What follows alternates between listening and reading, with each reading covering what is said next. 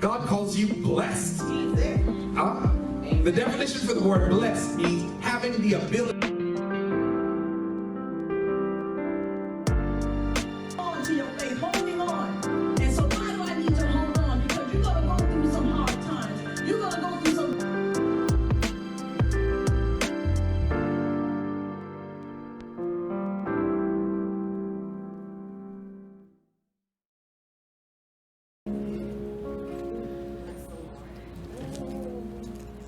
Good morning, family. Good morning. I don't want to take too much time with the preamble because I kind of just want to keep kind of this feeling, just this feeling of thankfulness. Yes, yes. This feeling because you didn't have to get up out of your bed this morning. You woke up with your faculties intact. You woke up with your digits moving, with your limbs moving, with your brain being able to function. Sometimes you just wake up and some people take advantage of, I'm going to wake up another day, but it's not promised. It's not promised. Every single day is a gift. It's a gift. Every single day is a gift. A gift that we need not take advantage of. Just because we've been hearing that God's goodness follows us doesn't mean that the devil isn't always in front of us trying to come at us. Yes. So remember, we have to keep moving forward. The breastplate of righteousness only covers our front because we're meant to keep moving forward. We don't turn back and run away.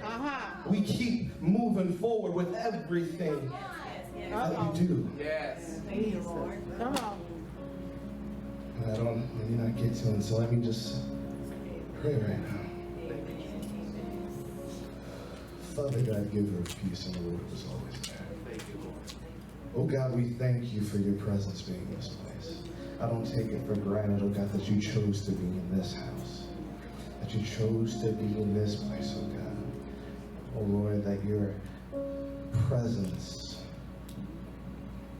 would come and dwell in this house at this time, in this moment. Oh God, I thank you, and I just ask, oh God, that I am able to be transparent. That the words that you wanted to deliver unto your people, that it would come through me, and that it would not be diluted, that it would not be changed, but it would come out exactly how you wished it, oh God. That it would come out exactly how you wanted, oh God. And Father, let it be easy to be digested. Oh God, I ask, oh God, that your people's ears would be keen to your sound of your voice. Yes. Oh God, that their hearts would be ready to receive the word that is coming. God, let us be ready for what is about to come. Yes. And Father, I just thank you. We thank you in advance for the chains that are going to be broken, for the things that are going to be enlightened, for the information that is going to come alive and change. And we just thank you. In your holy and mighty name of Jesus, we pray. Yes, yes. And we say amen. Amen. Again, I say good morning. Good morning. It's a pleasure to be before you. I don't take it for granted that I am able to come and speak before you. It is a very serious thing, and I try to take it as seriously as I can. But I want to give thanks, of course, to the pastors of this house, Pastor Isaac and Jaquila Smith, and the leadership for thinking that, the mic isn't only just for the pastors and the deacons, but just that the word can come through any person who is ready, who keeps their heart open. Amen. And so as I was trying to think of what I was going to bring forth today, and as I was meditating, I was instructed to go over something that we have already discussed time and time again.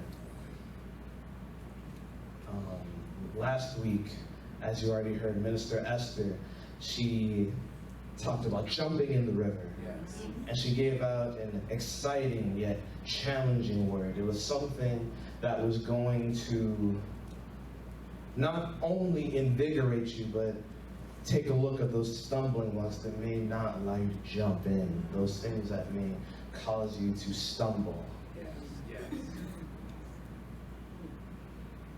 The call to action, moving in the flow of God and ascending to new heights was pleasant, it was good, it was challenging. Amen. Though there are some that didn't believe it.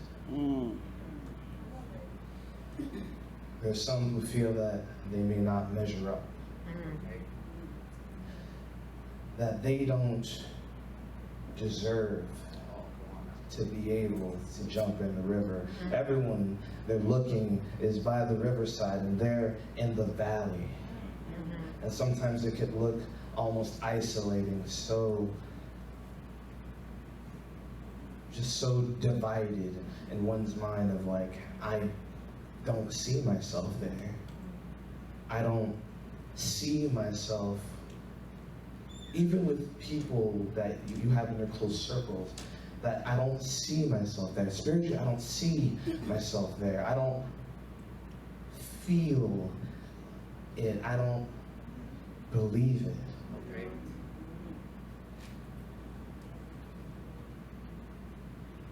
I want to let you know that there's something that I'm even telling myself even more now than before, is that there is no condemnation in God. Amen. There is no condemnation in God. You are not going to be able to find a place where like God is going to come down and speak over you and say he's disappointed in you and say that my son or my daughter, why did you do that? No, he is always waiting for us with an open hand, always waiting for us to turn around and look back to him. He has never left your side. We are the ones who turn away. Amen. Amen. We are the ones that run in the opposite direction. We are the ones who go away. But God doesn't believe in condemnation. No, God, he believes in something known as love. Because he is love. And that love is so strong that he already sees the things you're going to do that are going to go against what he says, and he still loves you. Amen. He still loves you, and he loves you freely.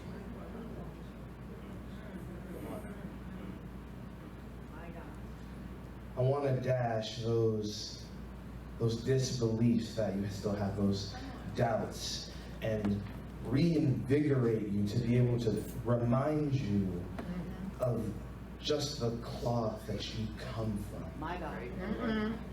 The title, if I was going to try to give a title to this word, is Remember Your Birthright. Amen.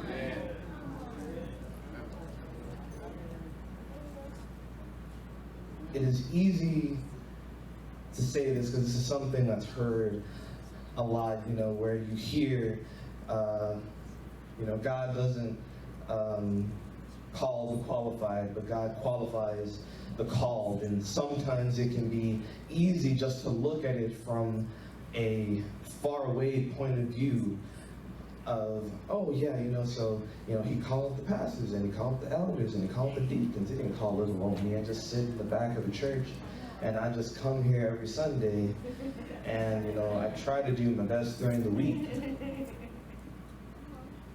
But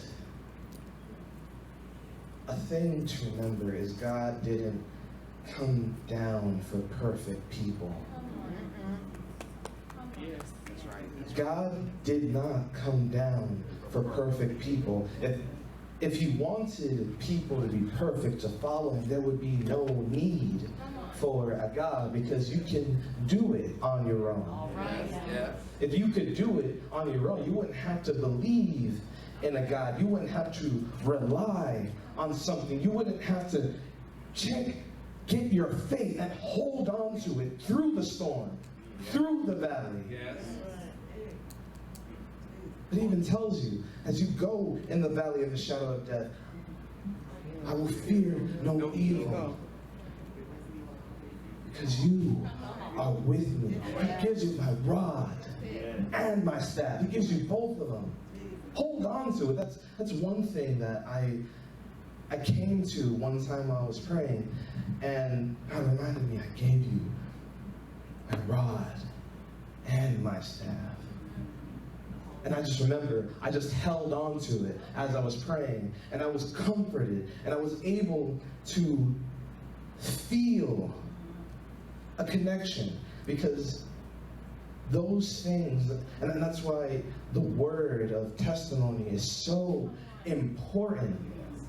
Not only for other people, not only just to encourage those in the crowd, but for your own self, to remind yourself of what has been done in the past. Because times aren't always going to be easy. And because we're not perfect people, we're flawed, and we're going to make mistakes. Yes. It's not a question. We are going to make mistakes. We strive to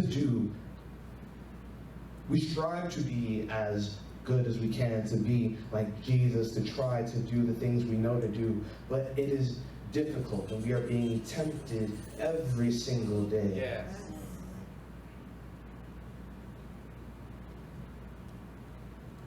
So I want to try to kind of build this foundation that it's okay to make mistakes. It's okay to make mistakes. Actually, God would rather pick someone who made mistakes than someone who didn't. Because remember, we said it before, you heard it in Minister Esther's word, in your weakness, I am strong. In your weakness, I am strong. So you have to be weak first. But as you heard, we don't like it. We aren't comfortable in our weakness. We're uncomfortable, and so we try to cover up our weakness, or we try to smooth it over and say that we're fine, or we try to go all around, and we're hurting deep on the inside. Right. And of course God sees it, but he sees how we go about our day, and he's like, I just want you to call to me. I just want you to call to me. I'm always holding my hand out for you. My son, my daughter, I don't want to see you doing this. Yes. I don't want to see you hurt. But in your priority list, I'm down here. Right now. Jesus.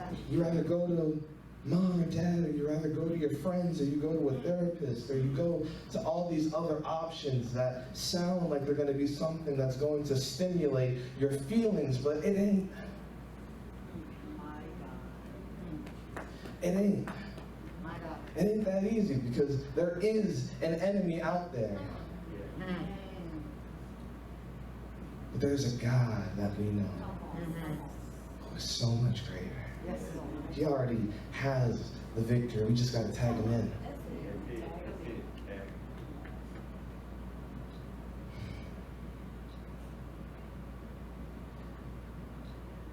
In John 3:18 it says, whoever believes in him is not condemned. Whoever believes in him is not condemned. I know it seems like so much of the things in theology and so many of the things that we go over in the Bible, some of them seem complex with, the these and the thous and the King James Version. They can come off a bit hard to understand. But I feel actually that as you kind of learn more, that it's extremely simple, but it's something that you have to do continuously. And its simplicity is difficulty, and how simple it is. Because our brain wants to think it's something that's so much more.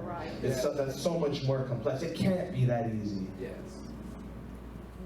It can't be that easy. Well, who said it's not that easy? It can't be that easy. Why can't it be that easy?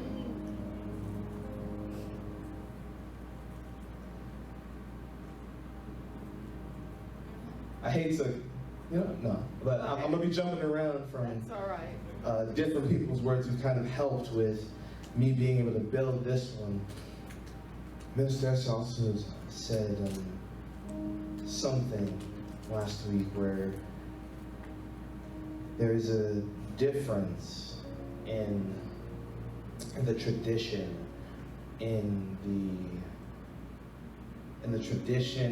routine sort of activity that comes in church. You know, there are certain things that you are expected to do, or there are some things that you are told to do.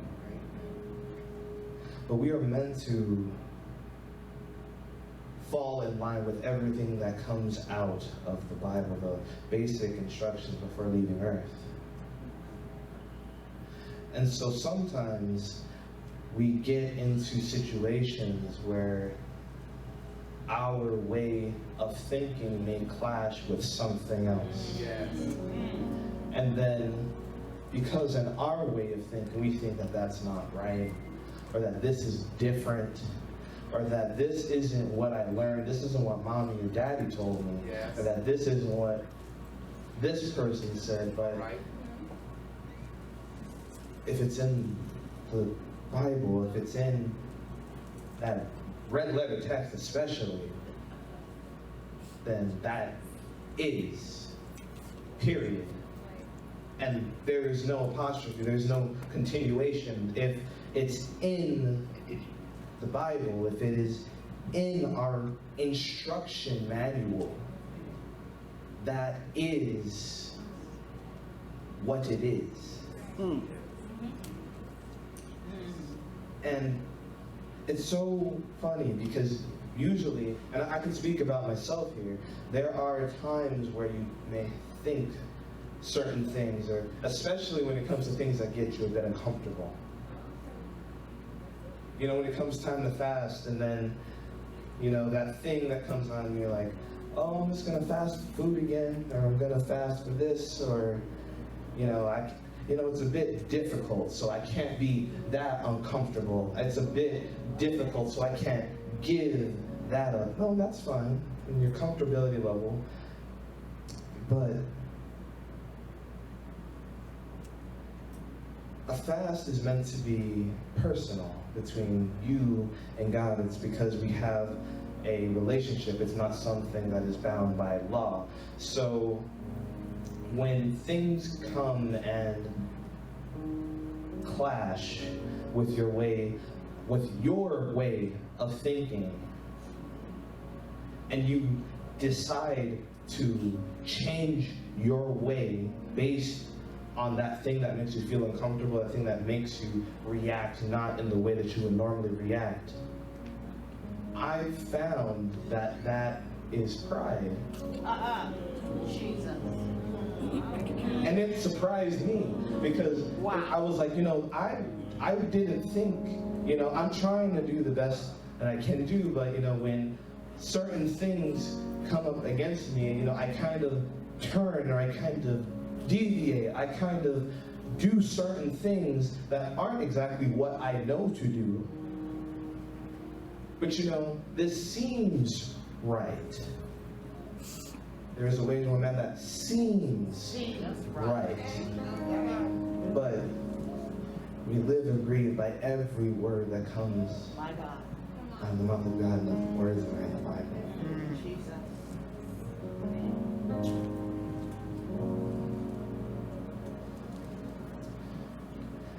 You guys gonna have to bear with me, I'm all over the place. All right. So come back, remembering your birthright. I looked up the definition of what a birthright is. And it is a right, a privilege, or possession to which a person is entitled. Sometimes by birth, so it can come as, like, you know, from the eldest child, the eldest offspring. And that birthright is something that just by you having the name, just by you being in the next in line, the next generation of people that are in a family or in a community, just by being that next in line, You get it automatically. You don't have to work for it. There's nothing you have to pay for it. You simply have it. Yes. And so I want to go to somewhere because I want to have a biblical verse that will show you, you know, that if you believe and if you have recited the verse to get your salvation, that if you believe in God and if you have a relationship, I didn't say a good relationship, if you have a relationship, you have already been inducted. Pastor Isaac, you told me you have been engrafted. So you are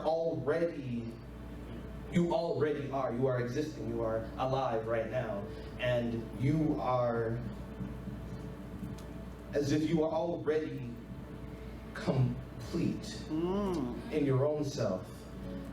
But then when you get accepted, when that party is going on in heaven and another one returns back to the Father, there is something that comes on you, something that you may not have known was, was this something I was supposed to have this whole time? This completeness I feel to be in a community, in a body of Christians, to be in a body of people who are all striving for the same thing. Identity is a big thing because we may not always feel that we are defined by, who we are. I'll tell you, for the longest time, oh boy, it just comes out. Okay. For the longest time, my identity that I based myself on was Pastor Isaac's son. My identity was Pastor Isaac's son. And I want you to get two things out of this. There's a good and there was a negative in my mind. Because the good was that, okay, there's a certain amount of reputation and honor that you go. When you go places, they say, oh, you look like your dad, you know that? I'm like, yeah, we get that a lot. Are you guys twins? Yeah, we get that one too. And just by people recognizing me from the likeness to my father, there is a level of expectation. There are certain things they will not expect me to do just because of who my father is.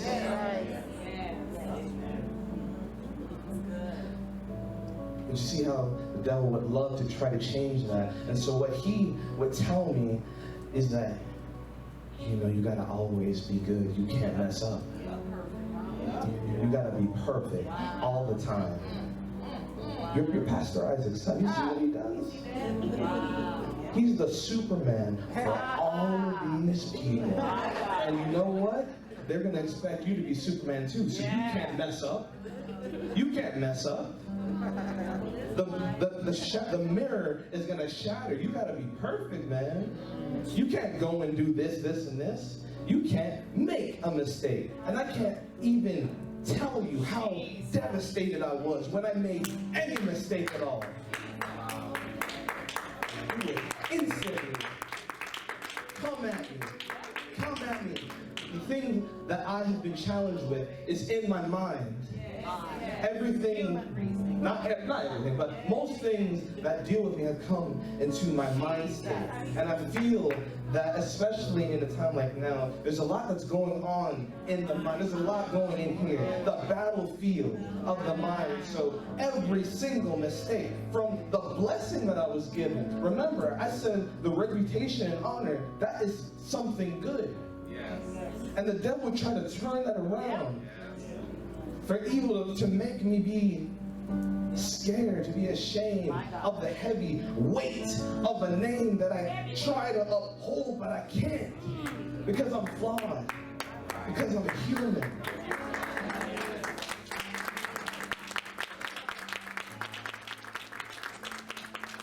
And you're human too. And you're gonna make mistakes. And that's fine. That is perfectly fine. Because the more more times that you make mistakes, that every single mistake is an opportunity. Yes, it is. It's all about perspective. Every mistake, every point of weakness is an opportunity for God to come in and see He's waiting. He's waiting. He's waiting. Every opportunity, there's a choice. And you know what? If you make the wrong choice, He's not going to stop being here. He just said, okay, not yet. Not yet. Not yet. Okay, you made that mistake again? Not yet. Okay, you failed that test again? Okay, not yet. Okay, it's been a hard day, you went and you got a little drink? Okay, not yet. It's all right to make mistakes. Everything is determined by what you do once you make that mistake. You can continue in that, or you can go back onto the path that you know is right. The hard thing is if you aren't familiar with the word and you don't know what is right. Because then you're in the valley, you don't got a place to go. You don't got the light, you don't have the lamp that is lighting your feet, that is telling you in the path where to go. And so then everything gets blurry because you want to do what is right, but you don't know how to do it. Paul said it best. I want to do what is right, but that is not what I do. And the things I know what not to do is what I do. Come on. And that's fine. But the thing is, if you don't want to keep that cycle, you have to align yourself with people who do know what is right. And I think that's why when I think I used to be confused before because you know, like when you're in a church and then people come in, or you see like visitors or whatever, people passing by, you know, it's like, oh, I wonder why someone, a leader who I hear, they may say, you know, we just want to get you into a church. It's not that you have to come to our church. You know, I was like, oh, you know, we're a church, so you know, we can bring you in. That's it. But the thing is, there's a heart matter there. You don't have to come to our church. You need a church, so that they can be with people who are accountable, with people who are striving to do right, just like you are. They just may be a little ahead, but the race is not to the swift. The race is to the one who endures.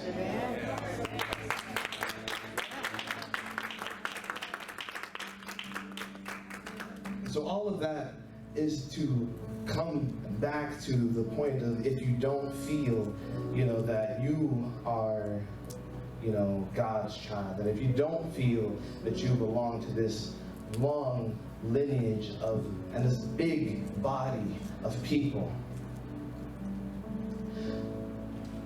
I'm going to read quickly from 2 Corinthians chapter 6, verse 17. All of my verses, I believe, are in the New International Version. And it reads, and I will be a father to you, and you will be my sons and daughters, says the Lord Almighty. All right. Comes out, it says it very plainly. Yes. There's nothing to come and understand. There's nothing that says, hey, you know, I'm not sure. No, I will be a father to you. Yes.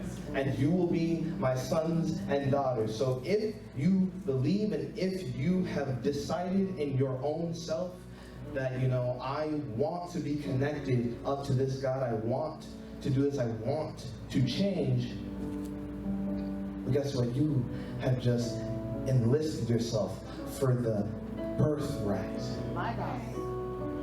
of a kingdom's kid, of a child of the Most High God. Yes. And you know, I was looking, because, you know, I was looking at birthright, I was looking at lineage, and I was like, well, you know, the blessings that were said, because, you know, every time in like the Old Testament you'll see, you know, the blessings of Abraham, Isaac, and Jacob. Yes.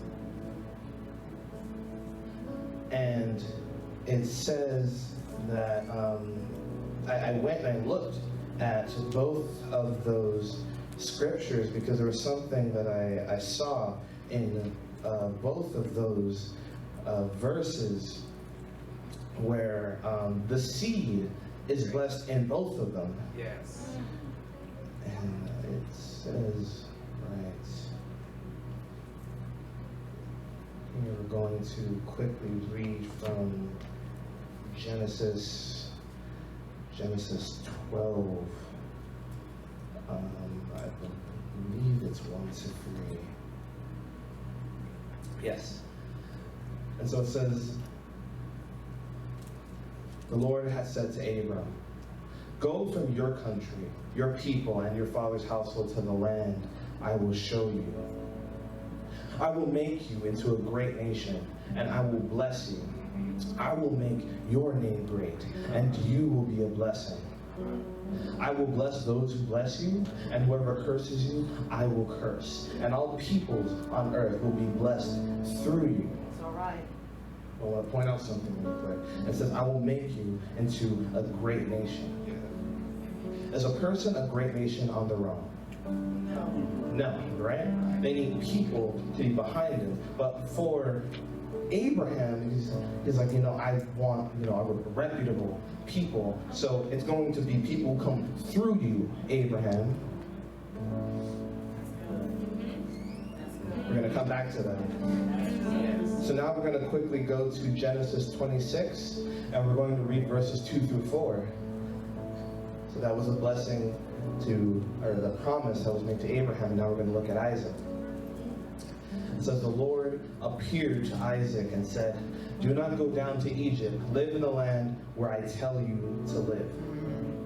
Stay in this land for a while, and I will be with you and will bless you. For to you and your descendants I will give all these lands and will confirm the oath I swore to your father Abraham. I will make your descendants as numerous as the stars in the sky, and will give them all these lands. And through your offspring, all nations on earth will be blessed. Yes. Yes. Yes. So you see, in both of those, there was something that was said for the seed of the person who was being blessed, right? Yes. Yes. For Abraham, I will make you a great nation through your seed. People will know of Abraham from his children. People will know of Abraham from his children. People will know of Abraham through his children, right? Yes. And for Isaac, you see that it says, I will be with you and bless you. Can we go back one verse to, And I will be with you and bless you, for to you and your descendants I will give all these lands, and will confirm the oath I swore to your father Abraham. So even in the blessing he's given now to Isaac, he connects it with what he gave to Abraham, because Isaac falls in line to that blessing too. And so Isaac's blessing connects with Abraham's blessing, and it only adds more on. Okay, I think people are starting to kind of get where I'm going with this. And so that continues as we, before I get there and kind of tie that all in, we're going to go to Jacob and Esau. And Jacob and Esau were were Isaac's two sons. And Esau, he was a skilled hunter. He was known to be strong. Where Jacob, he wasn't one who went out into the field. He was home, and he was known to be a trickster. We're going to quickly go to Genesis 25, verse 23, and then we're going to skip to verse 29 and read the rest of that chapter. And so the Lord said to her, 2 nations are in your womb, and 2 peoples from within you will be separated. 1 people will be stronger than the other, and the older will serve the younger. So early on, the Lord is talking to Rebecca, and he's letting her know early that this is what I'm telling you. This is what is right now. There are 2 nations in your womb, and 2 people from within you, and they'll be separated. 1 people will be stronger than the other, and the older will serve the younger. Let's go now to verse 29. Once when Jacob was cooking some stew, Esau came in from the open country, famished. He said to Jacob, "Quick, let me have some of that red stew. I'm famished." That is why he was also called Edom. Jacob replied, "First, sell me your birthright." "Look, I am about to die," Esau said. I'm famished, and you're going to come and talk about this birthright? What good is this birthright to me? But Jacob said, "Swear to me first." So he swore an oath to him, selling his birthright to Jacob. Then Jacob gave Esau some bread and some lentil stew. He ate and drank and then got up and left. So Esau despised his birthright.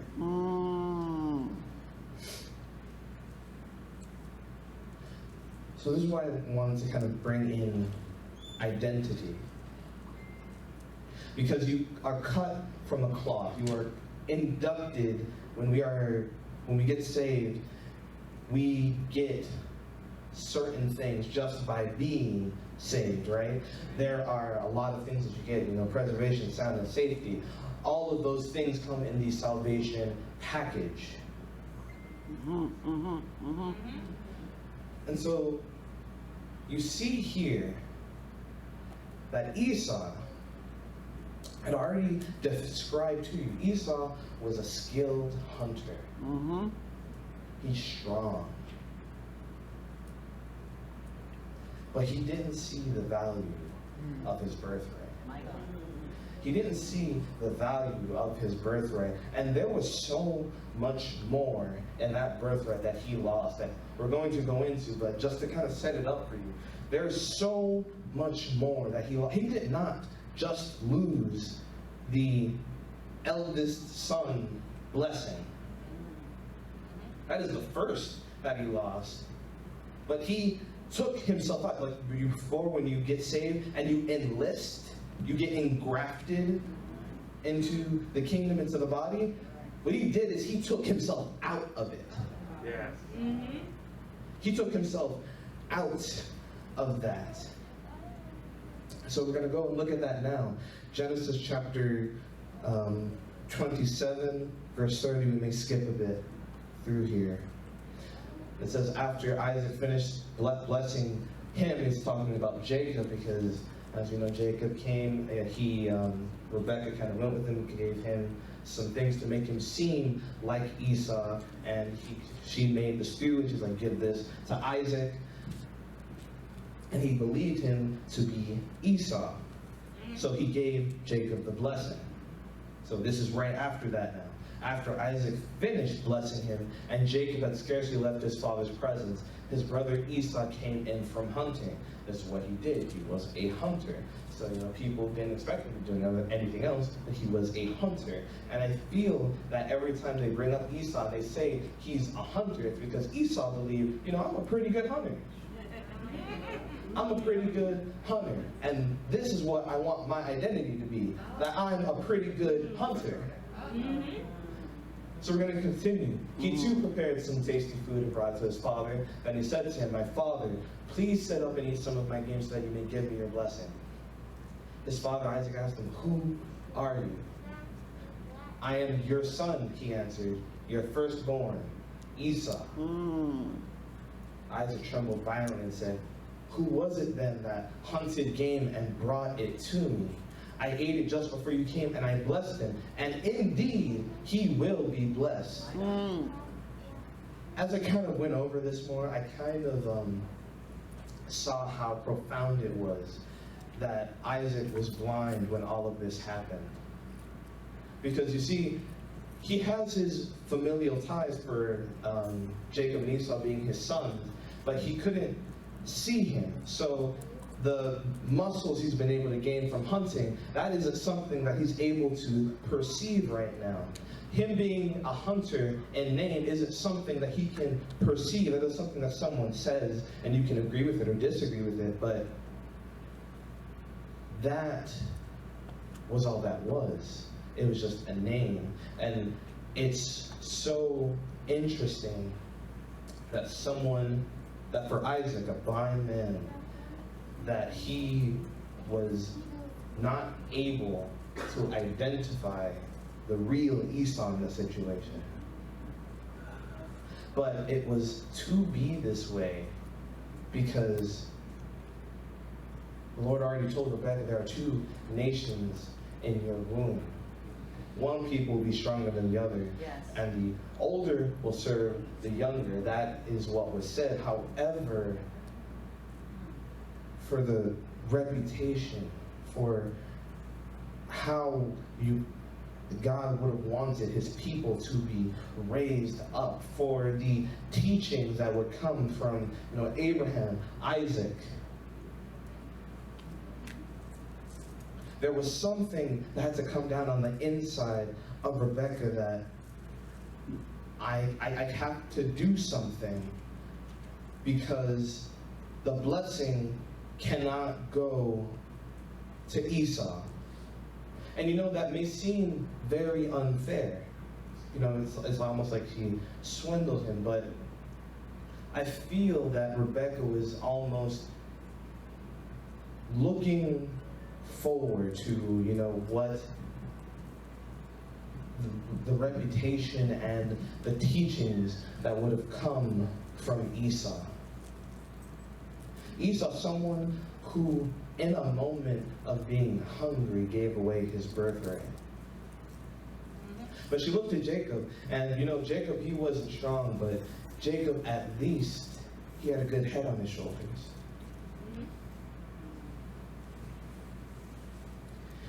I'm going to go somewhere with that. You see, after after Isaac spoke, saying, "Who was it?" You see, this says, when Esau heard his father's words, he burst out with a loud and bitter cry and said to his father, "Bless me too, my father." But he said, "Your brother came deceitfully and took your blessing." And Esau said, "Isn't he rightly named Jacob? This is the second time he has taken advantage of me. He took my birthright, and now he's taken my blessing." Then he asked, "Haven't you reserved any blessing for me?"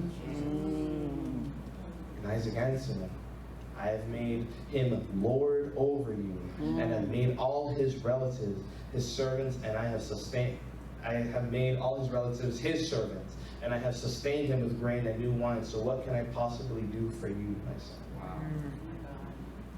There was so much, and only now in this moment could Esau really see what he gave up.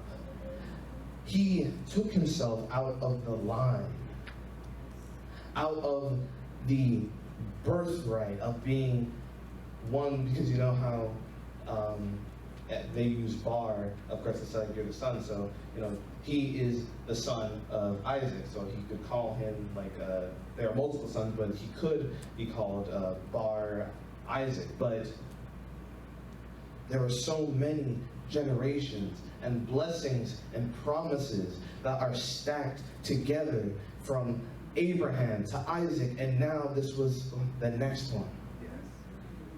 And in both of those blessings, those promises, the Lord came and he spoke directly to them, and he made a promise with them, and he blessed them, and he spoke with them, and there was something that changed on the inside of them.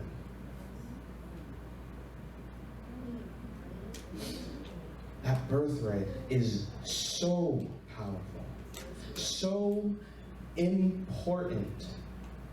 And I got help with finding something that it says in the the Bible later. In Hebrews 12, 16, and 17, it says, "See that no one is sexually immoral or is godless, like Esau, who for a single meal sold his inheritance rights as the oldest son.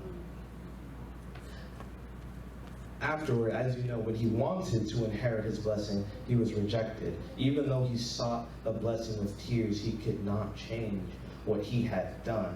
Do you feel the weight of it saying that he is godless? He took himself out of the line.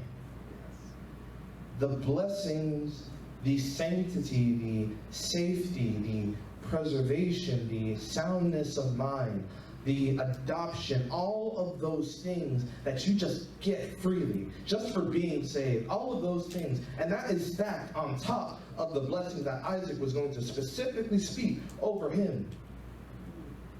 And all of that was sacrificed because he was hungry, because he was famished.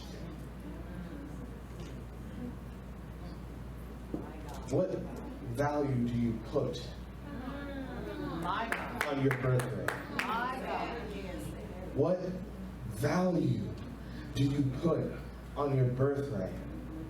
And I think that's why identity is such an important thing now, because we want to be looked at as someone. We want to be looked at by our friends or by our job or by our achievements or by what we earn.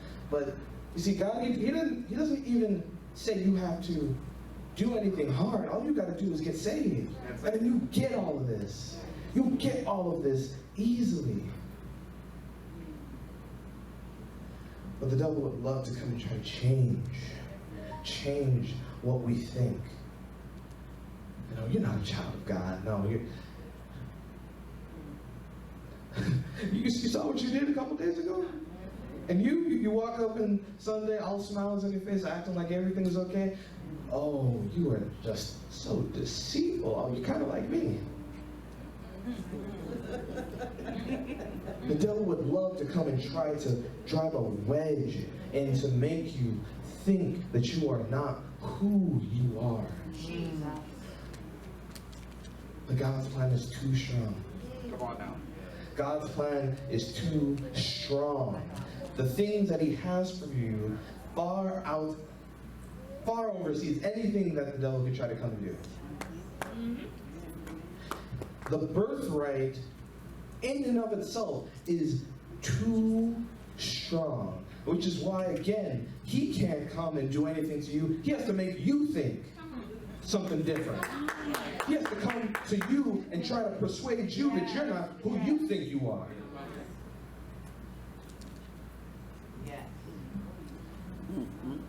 Which is why we have to know these things, and we have to.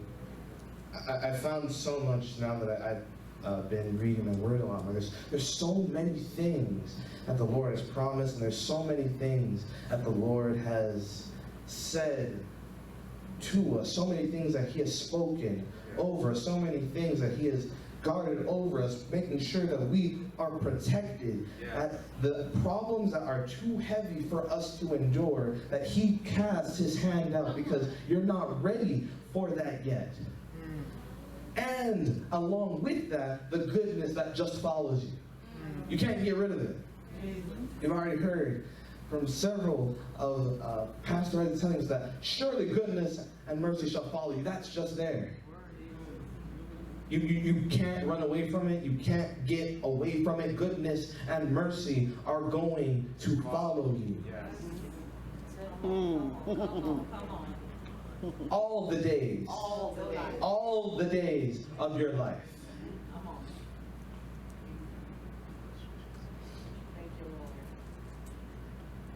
Hopefully this is making sense, because I'm kind of, this is set up in a way so that you can kind of come to the realization as you go forth. The birthright that we have,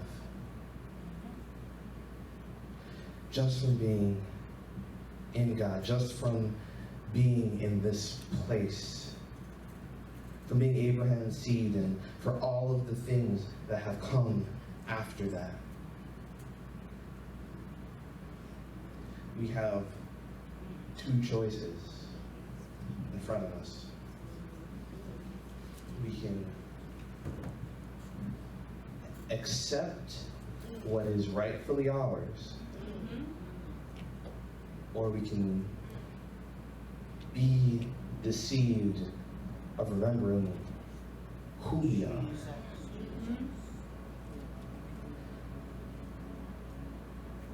And in this time, it's not easy. There's so many things that come and bombard your mind that would make you want to think against what you may know, or to feel a certain way against what you may know, or to go against your identity of what you may know, because, this is an exception. I can handle this, or, because this happened, then cause and effect. But there's a fork in the road that's in front of us, but we have a choice. We always have a choice of how we want to look at something, whether we want to go the way we know to go, or whether we don't know. But luckily, that fork in the road leads to another fork in the road. And that fork in the road leads to another fork in the road. You know why? Because God is always going to give you a chance to get it right. God is always going to give you a chance to get it right. No matter how many things He's already seen it. God is omniscient. He's all-knowing, so He knows the past, the present, and the future. He already knows what you're going to do, and He's already accepted that, and still, He's going to still keep that hand outstretched to you. And His goodness is going to follow you, and His mercy is going to follow you, and He is love. There is no condemnation in God. He just wants us to try to do our best. Because we are flawed people. Yes. We're not perfect people, we're flawed people. And in our weakness, He is strong. Yes. And so I hope that this hasn't come over too complex, or this isn't something that kind of goes over your head. But what I really want to find a place on the inside of you is that it's okay. That the things that the people try to brand you with is not who you are.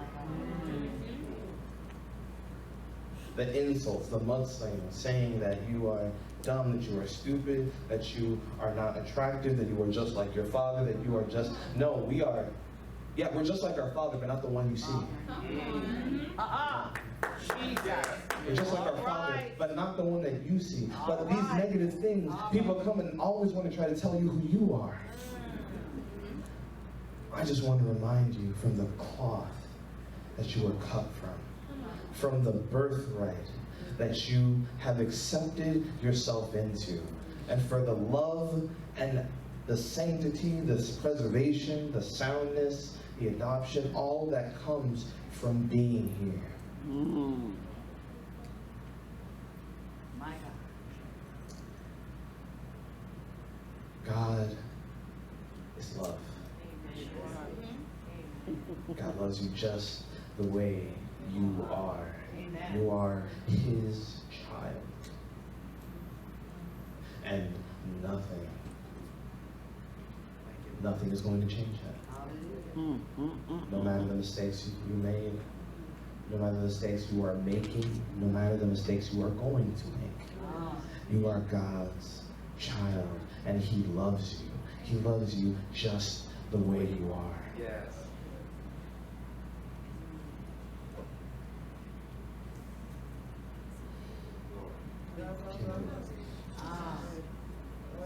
And You know, I'm sure that there are some of you who may be tuning in, and you may be wondering about this God that I'm talking about. And, or you may not be familiar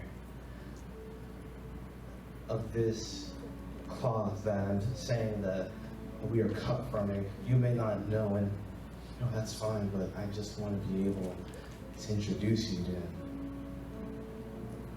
to inform you of this extreme opportunity that you have to be in God, to be able to walk in newness, and to be able to be a part of this grand community of flawed people who are trying to do their best just like you are.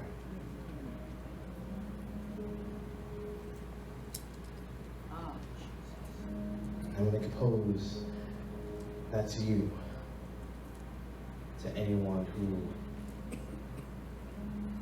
who may not know of who this person is that I'm talking about. I sadly don't have the scripture on me, but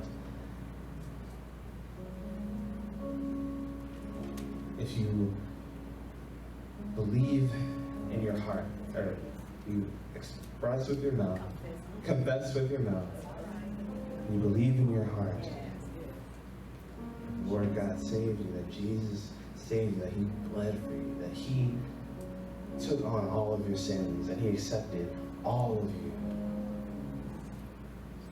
that He died for you. If you accept all of that, and you believe in your heart, you say that, you will be saved. And yeah, it's that easy. No, there's nothing else you have to do. No, there's no test. You don't have to come to church. There's no initiation. Guess what? You're saved. You're saved. You're saved, just like that.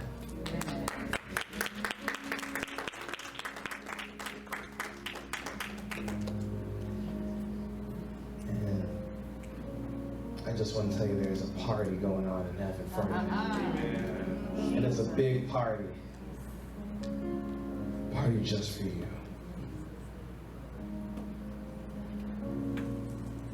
I know that there are those who may be having a hard time now. Those who haven't been able to really cope or to deal with the mental faculties of everything that's going on. What's going on in life right now. You don't have to raise your hand or anything, but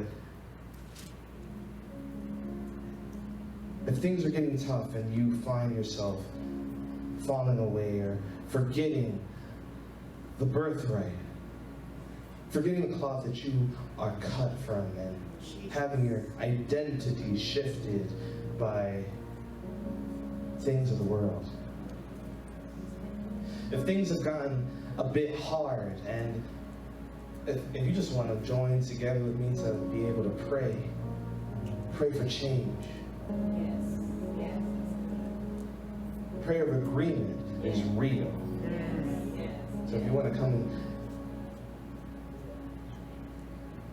pray and agree for something. Or if you just want to come and say, hey, it's been so hard. They said this about me, they said that about me. I've tried my best, but I keep falling short. I keep falling short. I keep falling short. And I try to do my best, but I don't know where to go.